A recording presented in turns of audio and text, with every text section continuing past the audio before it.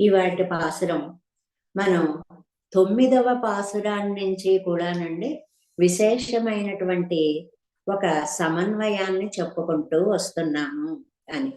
ఏమిటండి అందులో ఉండేటువంటి విశేషము అని అంటే, మనకి భగవద్గీతలో స్వామి 2వ అధ్యాయంలో 4 అవస్థల గురించి చెప్పారండి. 4 అవస్థలు ఏమిటి? అలా 4 అవస్థలు ఉన్నటువంటి మహనీయుణ్ణి స్థిత ప్రజ్ఞుడు అని అంటారండి. స్థిత ప్రజ్ఞుడా, అదేమిటి, ఆ పదం ఏమిటి, దాని అర్థం ఏమిటి అని అంటూ అడిగాడు అర్జునుడు.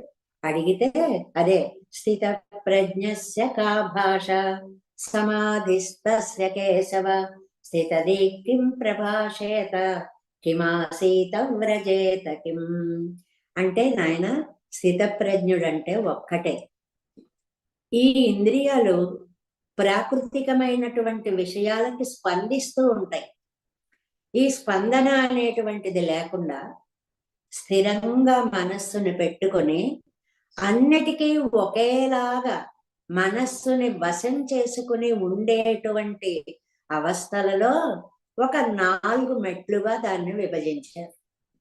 అది ఇప్పుడు మనస్సుకి మనస్సు అని, చిత్తం అని, బుద్ధి అని, ప్రజ్ఞ అని, ఇలా మనం ఆయా అవస్థ విశేషాలను బట్టి పేర్లు ఎలాగైతే పెట్టుకున్నామో, అలాగే మానసికమైనటువంటి స్థితిని మనం కంట్రోల్ చేసుకోవడంలో కూడా 4 విశేషమైనటువంటి అవస్థలని మనకి చెప్పాడు.